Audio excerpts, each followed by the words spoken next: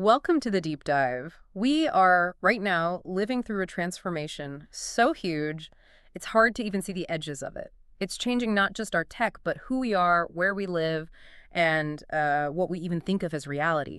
If you feel like the philosophical ground is sort of shaking under your feet, you are definitely not alone. That feeling is, funnily enough, exactly what we're diving into today. We're looking at the work of Luciano Floridi, a philosopher who gives us the conceptual tools, the blueprint, to understand our digital world. A map, A almost. map for a world that's already here, but one we haven't quite figured out how to live in or how to govern. Right. So our mission today is pretty ambitious. We want to move past the fast, shallow headlines about AI and tech, and instead really get into the thinking we need to design a decent future. We're going to tackle 4 of Floridi's huge ideas. First, the Infosphere, this new reality that we're all swimming in. Then the fourth revolution, which is this idea of humanity being displaced from the center of everything. Third, and this is a big one, his take on AI as agency without intelligence. It completely dismantles the sci-fi stuff. And finally, that brings us to the urgent need for ethics as design. Proactive governance for the long run. The stakes here feel existential, but not in the way you see in movies. No, not the bad robot thing at all. The real crisis, the real urgency, is the gap, the asymmetry between how fast our tech changes and how slowly we, as societies, think and build ethical rules. We have to think deeper, not faster. Exactly. And Floridi's work gives us the toolkit to start that design work right now. Okay, so let's start at the very beginning. Floridi isn't just talking about, the ethics of new gadgets. He's proposing a whole new philosophical approach. He calls it the philosophy of information, or PI. So why do we suddenly need a philosophy based on information? Well, PI is necessary because information has become the fundamental currency of our reality. Floridi points out that philosophy sort of has this productive tension. On one hand, it's mimetic. It tries to model the world as it is. On the other, it's poetic or constructive. It provides a blueprint for how the world should be. And PI does both. PI does both. It uses informational concepts to both describe and, crucially, to design our reality. It's an attempt to create the conceptual blueprint for the digital age in the same way that, say, Aristotle gave us a blueprint for the physical world. And if information is the new currency, we need to be really precise about what he means by information. It's not just noise or random data, right? Not at all. When he talks about semantic, factual information, the stuff that knowledge is built on, it has to be true, and it has to be functional, and it has to work in the world. So if it's false, it's not even information in his view. Exactly. If it's presented as information, but it's false, we don't call it information. We call it misinformation or disinformation. So truth is baked right into the definition. Okay, so is there a way to organize this flood of true working data? Yeah, absolutely. There's a clear hierarchy. At the very bottom, you've got raw data, just the zeros and ones. Okay. Then you move up, you get syntactic structure patterns in that data. Then you get to semantic information, which is the meaningful, factual content. And then at the top, you have knowledge and wisdom, which is about context and ethics. So we're swimming in data, but his focus is on that meaningful stuff at the top. Precisely. The functional content that structures our world. Which brings us to probably his most famous concept, the infosphere. This sounds way bigger than just the internet. Oh, it's orders of magnitude bigger. Oh. The infosphere is the total environment of informational entities, processes, and relations we live in. It's not a place you log into. It is the world, which is increasingly wrapped in this digital layer. Like a soup. He calls it a big soup of sensors, processors, algorithms, data. Every time you use your GPS, every transaction, every social media post, it's all feeding and shaping this informational environment. You mentioned before that the world is adapting to machines, becoming AI-friendly. How does this enveloping process actually change physical reality? It's about re-engineering the world for technology. Think about self-driving cars. For them to work, our roads, our signs, our traffic lights, they all have to be digitized. They have to become machine-readable. So the physical world is being redesigned to help the digital world function. Exactly. It's being re-engineered to facilitate the agency of these new digital agents. We're creating this dual reality where the analog world is constantly being shaped by its digital twin. And this is where that cut and paste power of the digital comes in, reshaping ideas we thought were stable. What's the biggest concept it has reshaped for us as people? Our own identity, without a doubt. The most dramatic example is how your personal identity and your data profile have basically fused. They're two sides of the same coin now. And that's not just a philosophical idea. No, it has legal force. Floridi points out that European law literally refers to us as data subjects. That's an acknowledgement that our existence, our rights, are now mediated by our informational twin. To function in society is to have a data footprint. Which explains that feeling of being a token managed by a bigger system. Another huge shift you mentioned is the decoupling of presence and location. Yeah, this one sounds simple, but the implications are huge. Before the digital age, to interact with someone, to do business, to learn something, you had to be physically there. You had to be in the same room. Exactly. Location and presence were glued together. Digital technology has unglued them. You could run a global financial operation or attend a meeting with people in 7 different time zones from your kitchen table.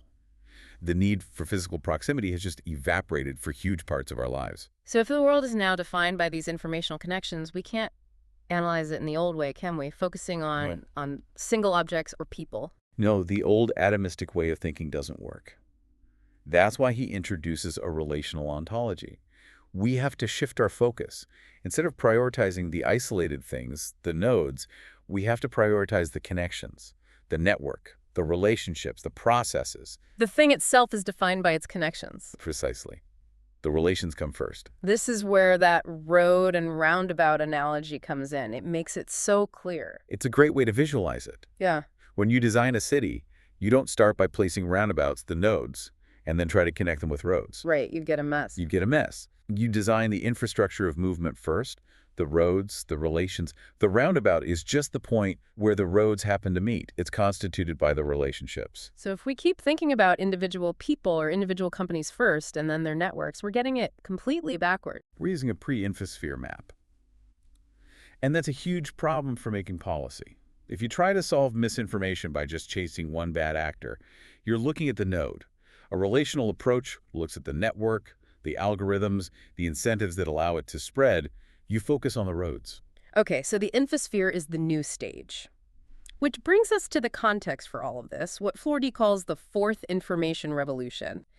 And it's really a story of displacement, isn't it? It's a story of humanity being repeatedly humbled, kicked out of the center of things. And there were 3 big ego-crushing moments before this one. Let's just quickly run through them. So first was the Copernican revolution. Yeah. We thought we were the physical center of the universe. Copernicus showed we were just on a rock orbiting a star. A massive physical humbling. Then came Darwin. The Darwinian revolution displaced us from the biological center. We thought we were special, divinely created. Darwin shows we're just another animal, part of the evolutionary tree. Not above it. Not above it, just a very interesting branch of it. And the third one, the Freudian revolution. This kicked us out of the psychological center. Descartes told us our minds were transparent to ourselves, that we were rational masters of our own thoughts. Yeah. And Freud comes along and shows us the power of the subconscious, of drives we don't control. We lost mastery even of our own minds. So that brings us to the fourth and final revolution, the information revolution. This is the one that kicks us out of the last place we thought was special, our intelligence. Exactly. It displaces us from the informational center. For all of history, complex problem-solving, logic, chess, that was uniquely human. Now, engineered artifacts do it better and faster than any of us. We're no longer the smartest things in the room, so to speak. Not even close. In many, many tasks, Bruh. we've lost our claim to being the masters of intelligent activity. So after all that kicked out of the physical, biological, psychological, and now informational center, what's left for us? What's our status now? Floridi uses this beautiful and very humbling metaphor. He says we are nature's beautiful glitch. Beautiful glitch. A rare, non-fatal exception in the software of the universe. An outlier. And that forces us to find a new foundation for our dignity and our rights. It can't be based on being special or superior anymore, because that claim is gone. It has to be based on our uniqueness, our vulnerability, and our capacity to care and to design. And this displaced state is the reality he calls the Onlife condition. We still hear people talk about being online or offline, but he says that's basically an obsolete idea. It's an archaeological concept at this point. We don't switch between two states. We live in a hyper-connected hybrid reality. He calls it a mangrove society. I like that. Yeah, think of a mangrove swamp. The land, the air, the water, it's all mixed up. You can't separate them. Our lives are like that now. A seamless blend of analog and digital, physical and informational. We are always on. And this always-on state, this constant integration, poses a pretty clear threat to our autonomy. He uses the term gentle nudging. This is a huge philosophical problem. Our free will as Floridi sees it, is fragile. It's malleable and it's uncertain. And digital technologies, Netflix recommendations, Amazon suggestions, Google search results, they exert this constant, gentle pressure. It's not forcing you? No, it's not coercion. It's an invisible hand just pushing you slightly in one direction. It's the erosion of autonomy through design. Let's use his famous example to really make this clear. The one with the child and the philosophers. Right. So imagine a child growing up entirely in the infosphere. If every algorithm in their school software, on their social media, is constantly recommending Aristotle and only Aristotle. His books, videos about him, commentaries. Exactly. But they never see anything about Plato. Over time, that child is going to develop a very Aristotelian worldview. But they haven't chosen it. They've become an Aristotelian by default. Their worldview has been architected for them. That's way more insidious than just banning a book. It doesn't take the choice away. It just makes one path incredibly smooth and the other basically invisible. Precisely. And the result of all this gentle nudging is something even more frightening. Hyper-predictability. The more our lives are online, the more transparent and predictable we become to the systems watching us. This is the famous Target example, right? Where they predicted a teenager's pregnancy before her own family knew? That's the perfect chilling example. The algorithms can analyze our shopping habits, our search history, and anticipate huge life events before we've even fully processed them ourselves. We become transparent. And the big question is, what do we do with that? The central question for the Onlife condition is, how do we design these systems so that this predictability works for us, giving us early health warnings, for example, rather than against us, by manipulating our will for commercial gain. But the system's ability to predict us relies on simplifying us, which brings us to the fact that we as individuals are informationally inexhaustible. We're too complex for any system to model perfectly. You've hit the nail on the head. The real person, Alice, is infinitely complex, contradictory, nuanced, messy. To manage that, any AI system has to abstract and generalize her. It creates a fictional Alice. The simplified profile. A compressed type, like commuter, potential home buyer, like sci-fi.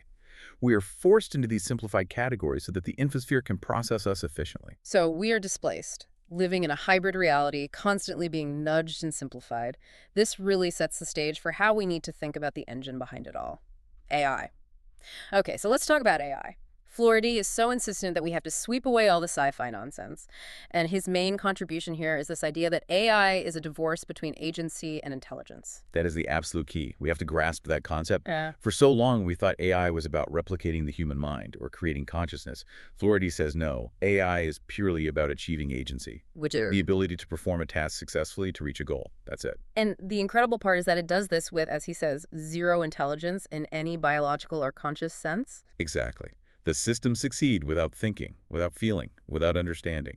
This is why he says the question, can a computer think, is totally irrelevant now. It's like asking if a submarine can swim. Or if a plane can fly like a bird. Right. It achieves the function, flying, but through completely different non-biological means. The miracle of AI is its ability to deliver incredible success mindlessly. But that feels counterintuitive. If an AI can beat the world's best Go player, isn't that a sign of some kind of intelligence? It's a sign of successful agency. And to see why, you have to look at the big shift in AI development. We used to have symbolic AI.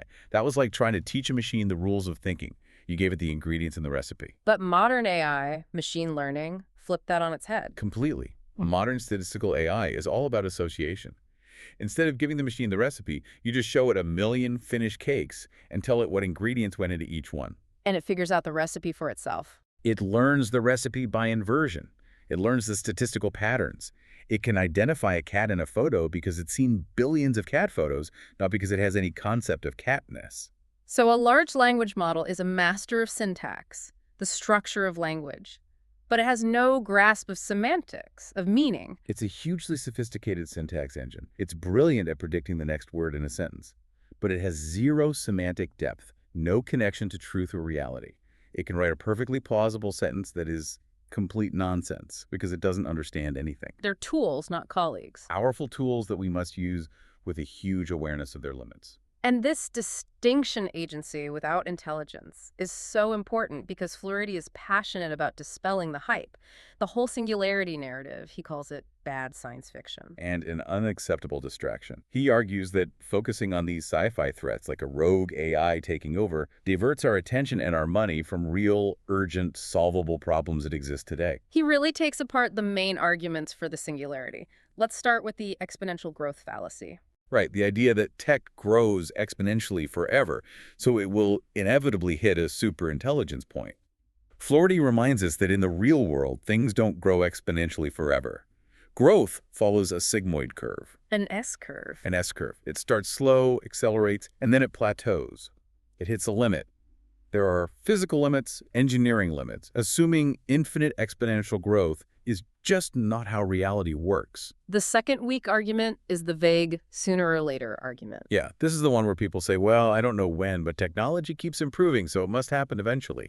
Floridi dismisses this as hand-waving. If your timeline is 200 years, it's not a scientific prediction, and it's useless for making policy now. And the last one is the moral argument, the better safe than sorry line. This is the most manipulative one. The idea that even if the risk is tiny, the consequences are so catastrophic that we have to pour billions into it just in case. Well, what's wrong with that? Floridi's counter is simple. That argument buys you anything. By that logic, you could justify spending all of society's resources on preventing an asteroid strike with a 1 in a billion chance, instead of solving hunger. It's a way to bypass rational debate about probability. So if we wake up from that sci-fi nightmare, what are the real problems we should be focused on, the quiet ones that are already here? The real challenges are systemic, and they're happening now. The first one is bias and discrimination, baked into the systems. Because the AI learns from our messy, biased human data. Precisely. The Amazon hiring algorithm that taught itself to be sexist because it was trained on historical data from a male-dominated industry is the classic example. The bias is in the data, so the system becomes biased by design. The second real problem is opacity, the black box problem. Yeah, these systems are so complex with millions of parameters that it's literally impossible by design to trace back why it made a specific decision.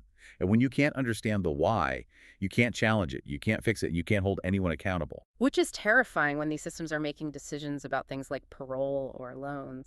Utterly terrifying. And the final real problem is the cost of the hype itself, the unacceptable distractions. This is where he gets really passionate. He does. Because all the attention on a fictional robot apocalypse distracts us from immense, real-world human suffering. He makes the point that over 800 million people don't have clean drinking water. That is a real existential risk happening right now. To ignore that for a sci-fi fantasy is, he says, an embarrassment. That's a powerful reframing, and it leads us directly from the critique into the constructive part of his work. What do we do about it? How do we design a better future? So this is where Floridi really moves from just analyzing the problem to actively building a solution. He argues we need to stop seeing ethics as just a checklist and start treating it as a design problem. He calls it infra-ethics. Infra-ethics is about designing our environment, both physical and digital, to make ethical behavior the easy default path. It's like good city planning. You don't just rely on drivers to be virtuous. You design speed bumps and clear road signs to make speeding harder. You build the good behavior into the architecture of the system. Exactly. Digital ethics should be about designing systems that invite trust and fairness, making the unethical path harder to take by default. And to do this, we need a fundamental shift in perspective, moving from being human-centered or anthropocentric to a world-centered approach. For centuries, Western ethics has been all about us. Human versus human. Our rights, our responsibilities. Floridi says that's just too narrow for the problems we face now. We need a world-centered ethics that considers the relationships between us, future generations, and the environment. So the focus moves from the individual person to the health of the entire system of relationships. That's the leap we have to make. And this all comes down to implementing governance as design. We're not just making rules after the fact. We're trying to shape society from the ground up. That's the ultimate design challenge. It's about proactively setting up the incentives and the guardrails so that technological innovation automatically aligns with human values. The goal, he says, should be preferability. What's preferability? It's basically the equivalent of sustainability, but for policies. A good policy isn't just one that works today. It has to be a robust, preferred choice for generations to come, one that opens up possibilities for human flourishing. And within these design systems, we have to be crystal clear about accountability and responsibility. Can an AI ever be held responsible for a mistake? Never. Absolutely not. He's very clear on this. True responsibility requires three things: a mental life, intentionality, and freedom. AI has none of those. It's a tool. So responsibility is always a human business. It always traces back to a human. The designer, the engineer, the company that deployed it, the regulator who approved it. We can't let ourselves off the hook by blaming the machine. Okay, let's apply this to politics. How does this affect AI, democracy, and policy? Democracy is all about distributing power. And that's the core tension. Democracy works by separating the ownership of power, which belongs to the people, from the exercise of power by the government. AI is a technology of concentration. It concentrates data and processing power. So it's a threat. It can be a massive threat. It can exacerbate the crisis of democracy if it puts all that power in the hands of a few tech companies or an authoritarian state. Or, if we design it correctly, it could improve democracy by creating more transparent ways to audit government and distribute information. The design choice is everything. This gets into the whole debate about regulation. The usual line is that regulation kills innovation. Floridi has a completely counterintuitive take on that. He says regulation fosters trust. Good, clear regulation is actually the foundation for fantastic innovation, especially in a mature industry, How so? because it creates certainty. Big companies would rather have a clear, even if challenging, set of rules than a chaotic Wild West. Certainty and trust are what allow you to make long-term investments. So good ethics and good business are not opposites. We also have to talk about social justice, especially the digital divide. And it's not just about who has a smartphone anymore, is it? No, the new digital divide is about skills. It's a literacy problem. Floridi quotes this staggering statistic. Something like 43% of the EU population has insufficient digital skills. 17% have none at all. Wow. So if you design a society that relies on everyone using a complex app for, say, healthcare or voting, you are actively creating a second-class citizenry. You're undermining social justice by excluding the digitally vulnerable. Which brings us to the ultimate goal of his vision, what he calls the human project, or the marriage of green and blue. This is the optimistic, constructive part. Blue is the digital, the AI. Green is environmental sustainability. The idea is that AI must become a green force How does that work? by shifting our economy from consuming physical stuff to managing information about stuff. Instead of moving tons of materials around, we use information to optimize logistics, predict demand, and eliminate waste. We replace physical transactions with informational ones. And we are not even close to using it for that at scale. We are dramatically underexploiting it. Most of the money is going into, selling us more things. But there are hundreds of AI projects already supporting the UN Sustainable Development Goals, monitoring oceans, predicting famines. We just need to steer the ship in that direction. And this global goal requires a new mindset, what he calls the human project goal. Yeah, we have to move past the hyper-individualism of the late 20th century. The me, me, me. The biggest challenges we face, climate change, pandemics, migration, are global. They can't be solved by individuals or even single nations. They require a coordinated, collaborative, long-term project. Which leads to his final mandate for us. We have to stop trying to guess the future and start designing the future. Trying to predict the future is a silly question, he says. Nobody in 1925 could have predicted what 1955 would look like. There's too much novelty, too much uncertainty. So instead of wasting our energy guessing, we should put all that energy into designing the kind of society we actually want to live in. A constructive, hopeful vision. So this deep dive has really given us a powerful set of tools to move from just being anxious about technology to actually taking action. To recap, the Infosphere is our new reality. The fourth revolution has humbled us. AI is a powerful but mindless tool. And the human project demands that we become proactive designers. And he leaves us with a really clear three-part mandate for how to do that. First, think deeper. Never think fast. Shallow thinking leads to bad reactive policy. Second, design better. Build robust systems and policies for the long term, aiming for that idea of preferability. And third, be mindful. Care for the world, for each other, for future generations. Which brings us right back to the central tension you mentioned at the start. That dangerous gap, the asymmetry between how fast tech changes and how slowly we humans think and deliberate. That gap is everything. If technology's power grows exponentially while our wisdom grows linearly, we will always be behind, always cleaning up yesterday's mess. And that really is the final provocative thought he leaves us with. The question for all of us: how do we shrink that gap? How can we make sure that our thoughtful, deliberate human designs for society can actually outpace the chaotic, undirected explosion of technology itself? How do we ensure the future we get is the one we actually chose to build? A profound challenge for every single one of us living in the infosphere. Thank you for walking us through this essential blueprint for our digital age. It was my pleasure. Now let's go out and design a better infosphere.